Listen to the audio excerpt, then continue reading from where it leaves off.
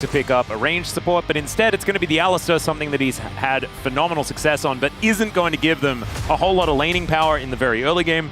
Yeah, it's a trade-off of how strong Alistar is into Rel and some of the Rel engages and how you can just straight up deny. You can even deny, could potentially look to do this again. Now, here comes Owner and Keria. I think Yukal may need to use some abilities. He flashes, Sponge is here, but Yukal is really dead. That is going to be first blood going over to Owner. These Grubs are spawning, but he's in the bottom lane without teleport, so never mind. That's not going to really pay too much of a difference here, as Owner now in trouble. On the level 5, as Sponge goes untargetable, but Owner's very targetable. It's Yukal that grabs that kill here, as Keria has to get Andil here without really any support, and it's a Jace here.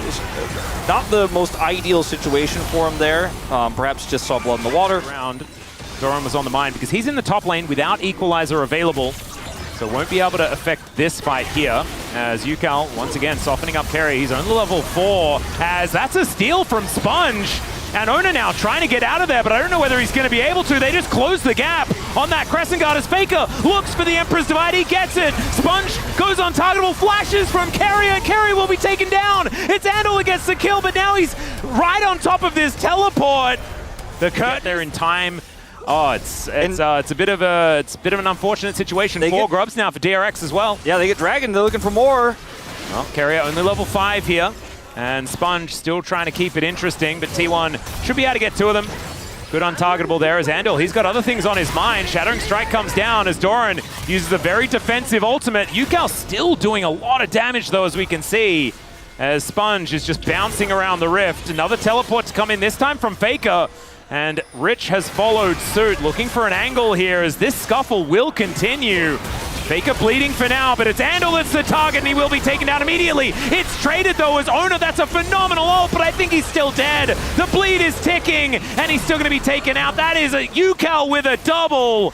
And this Aurora is going to be mega fed this game. I remember too, at the beginning of the fight, Yukal had an opportunity to ult to kill Doran and decided not to use it because he knew there was higher value. Yukal. What a sick play there from Yukal as well. Is this 2018 LCK Summer Champion Yukal? Yeah. At even CS with 3 kills now, first brick. And full local gold for first brick. There it goes. Yeah. Now 1 point Sponge looking for another heist angle. He is in the pit. Owner is going to spot him out. These daggers are not connecting. Rich on that flank angle, but he's on that ward. And headbutt out.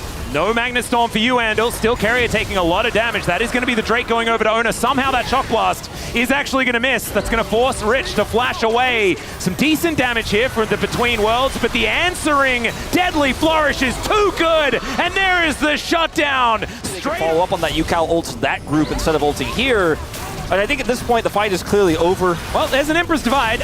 Rich cannot go to the skies because he's been to the skies recently. Yukal is going to come down and see what he can do here as Doran is dead. Faker is under the turret, sets up his own, but I think Yukal will have enough damage to finish this off. It's going to take a bit of time as he flashes as well. Finally, the auto comes in, and that's it. Even with Yukal taking that turret aggro, it doesn't do that much damage. Yeah, getting the bone plating at the right timing there as well for Faker keeps him alive for that one extra. Well, he doesn't commit to it. They have some river vision. I think he certainly can commit to it. Yeah, he's pinging, and Andal is going to get headbutt pulled. Will need to get out of here, I think, and does do so. T1 will let him live for the minute. Speaking of letting things live, Rich is going to not let the turret live. We'll take recently, but very different from the tank builds of Jace we were watching a lot earlier this year. Yeah, the Drake going to be taken here by T1. That's going to be their prize on the Chemtech Drake. But there is also a Baron coming up. This is Yukal. Oh, there's another headbutt ball. Keria really wanted to pick up player of the match today, and I'll give it to him. That's going to be Owner taking down the kill off the back of the cow. It's just on a ward there, and now they can get whatever they want. They want Herald, they want Otacon, they want this top turret. They're going to start with Otacon, which is a bit of a scary choice. Flanking. Keria coming in, looking for it again. As Sponge going untargetable. Rich with some Shock Blast angles potentially. That Equalizer, great spot, but Faker just wipes them off it. Andal trying to stay alive, and he will fail. Teddy coming up here. Rich has this turret to play through. Oh, God. Well, can the Shock Blast actually land? That's the question. The answer is no, because he's going to be dead. Keria diving in one more time, and the doggo's on the ground. Teddy, another one of these doggos, is going to be in a bit of trouble as Keria is down to 1 health, but he is still able to walk his way out. The flash comes in from Teddy, and that should still keep him alive. Okay, UCal splashing forward, does manage to take down the jungler. That might mean that Otacon is going to be okay. Deadly Flourish coming on in here as the 1-2 punch, and it's a double! Teddy, I don't know about that one though. The captive audience goes off, and I think Teddy knew that he was dead. Guma just comes on. Otacon take, but Teddy does give his life for it, and we reset. Well, Andal crashing forward, and the curtains, they have been called. Andal, I mean, he's just dead. Sand Soldiers will take him down. With this wall, I believe unbeknownst, as he's now spotted. UCal is still big. Oh, okay. Carrier is going to try and get in there. Sponge going untargetable. Emperor's Divide is going to throw UCal in. He pops on over as Carrier likely to go down, but I think that's a decent trade. They've taken down the jungler as well. Not sure what Teddy was doing. And now Owner is going to be able to transition this into a Baron. Somehow it worked. I have no idea. Game Lemmings, do you remember that game where, you know, they kind of walked forward? They did a little bit of that because without what looked like a fairly risky Baron really wasn't with the control they had, and I mean, I don't know if they might just win the game off this. Well, Owner once again going in, gets the knock up, and down goes the dogger. The curtains have been called, and it may just be curtains on this game. Faker picking up a kill to start this one off. Carrier tanking as much as he would like. Remember, they have the withdraws at the same time, as Guma not quite able to land that one, but he flashes forward, and that should finish off the kill onto Rich. Doran realizing that a whole bunch of his buddies are no longer here. Owner not going to actually get recalled because he did have a GA. He's got 3 items. This Xin Zhao is so incredibly large. They take the inner turret, and they're going to break open the base. Yeah, Doran's just looking to grab an inhibitor on his way out here. Ando will be the first to respawn, and he's not going to be the one to say anything about it. Look at the angle here Owner has. Faker is able to follow up so easily, even though the Nefiri dodges the initial CC. Faker has the follow-up ult, and that is a dead dog. Oh, man. And I guess all dogs go to heaven, but T1 is looking to send them there again. I mean, look, with the withdrawals that they have, there's like no loss here. There's no... T1 just controlling the map so well. And Faker now looking for an opportunity onto UCal. Deadly Flourish connecting somehow. I didn't even see that. Double Pulverize comes through from Carrier. The layering of the Equalizer is not quite enough, but that doesn't matter. I don't know about the ulti there from UCal, but I think he was just really scared. And who would blame him as T1 are bearing down on the base of DRX. It was a decent try. The early game was okay. UCal kind of got fed, and then it mattered about 0. T1 are just so good at playing the map, so good at playing around vision. Their coordination is matched by very few teams in the world as Teddy is trying to hold the wave. I get he's dead. I mean, he might actually kill both of them. Doran comes in with a scrap shield, so he's not going to. A couple of items that felt underwhelming with an Infinity Edge and a Lord Dom, so he's doing plenty of damage now.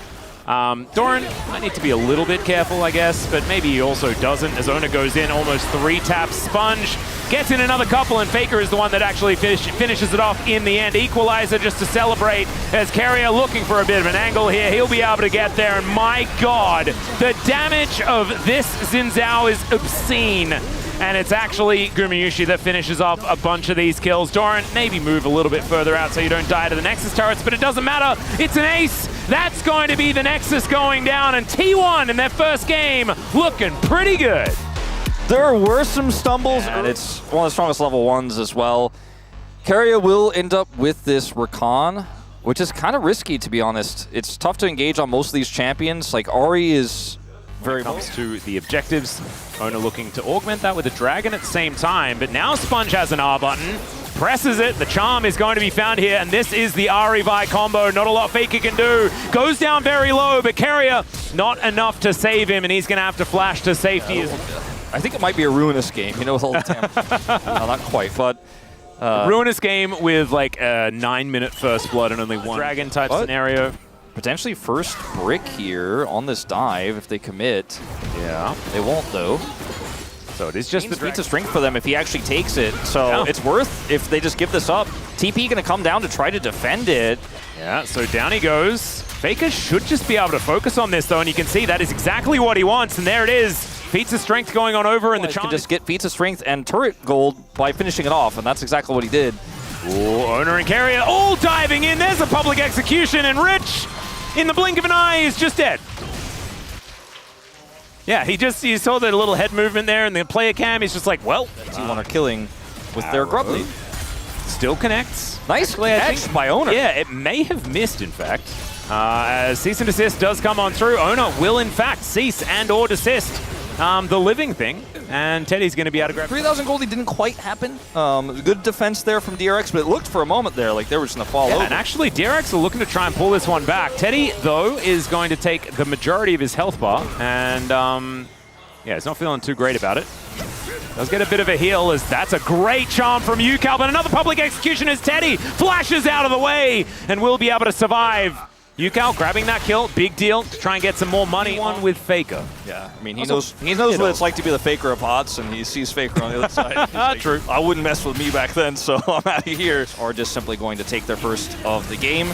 And with a pretty tanky, high-health Ahri build with some additional resistances, if they keep stacking these, UCal is going to love it. Was wondering, like, because I often say about things written on tins, yeah, what does it actually say on the tin? Is we're going to have to hold that thought. Owner throwing Sponge out of there, delivered underneath the turret is slightly suboptimal, and immediately Sponge just goes down. Can they get the answering kill though, as Doran is dancing away from the fight? Charm connects onto Faker, but he is still looking for more. Chains go wide, Rich still at full health, and Faker may have overextended, but he's got another dash. The cavalry are coming down, but they're seen on the vision as the quickness dives forward, and there's the bullet time. They take down the Rakan though. It was an awkward situation, and they do end up pulling it off, grabbing that turret. The game is still even. They're looking for another turret here to make it basically dead even in terms of gold. Yeah, slight advantage in fact. So the Silas, it's a lot of threats. But they have so much vision control, it's really tough for T1 to fight into this. Yeah, so much of this vision has already been taken away here, as they can just wait out the Sonic Wave. Look at how careful Teddy is positioning. He's like, I'm way back. Yeah, and he needs to stay away from Faker, because a hijacked arrow could be a real big deal. Exactly. For T1 as Carrier on that flank angle, and he gets into the pit. Now it's an opportunity to kick out onto Andal through Rich here, but it is going to be Faker that locks down the Dragon. That's kind of crazy. Sponge goes in, but Rich is in amongst it as well. The bullet time interrupted pretty quickly, but DRX are just kind of melting. Finally, they find some angles, and Rich getting the huge heals as he looks to exit. It was an even fight until then. Faker dives forward, looks for Rich, but he doesn't get it. The Infernal Chains, and it's UCal that locks down the kill. Orbit Deception coming on through here, but there's a right click, and Gumayushi's able to take down the arm. Well, he'll get to see another fight. But something might happen. It might be about to be like that, because similarly to last game, T1 have full vision control. Ward. Yeah, it's exact same situation as game one. All right, well, the arrow is going to connect onto Doran. This Otacon is extraordinarily low as UCal looking to make his way in. The public execution is fantastic as Faker is going to turn up as well. He picks up an arrow. Down goes Carrier to start this one off, but Faker's gone golden. He's bought so much time, and Rich just cannot do enough. He's now looking to get onto Doran in that backline, but he's just a distraction. As now Rich flat. But yeah, I mean look, that bullet time just didn't feel like it did quite enough as Doran once again caught out of position. The Infernal Chains pulls him back, but he uses the ulti, and Sponge is actually the one that falls down.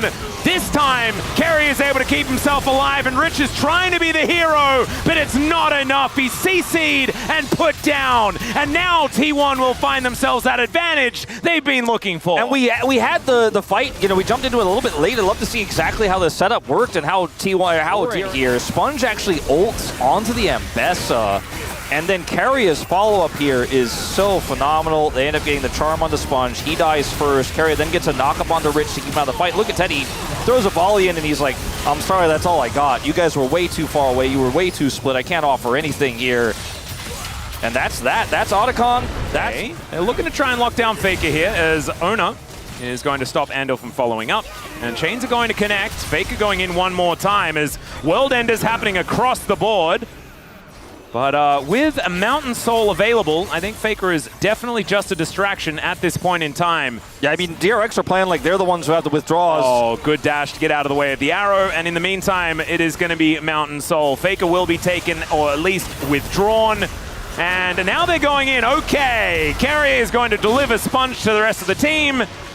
And I don't know about that one. Yeah, I think Sponge was reminded about how his ultimate works by Carrier there in that moment. Yeah, and also reminded that the rest of his team was off killing Faker as UCal going to be dashing away from Ona here. You mean withdrawing Faker? Yes, there we go. They were withdrawing Faker. Doran is going to try and ult, but does not quite manage to do so. Gumayushi just going to get them out of there.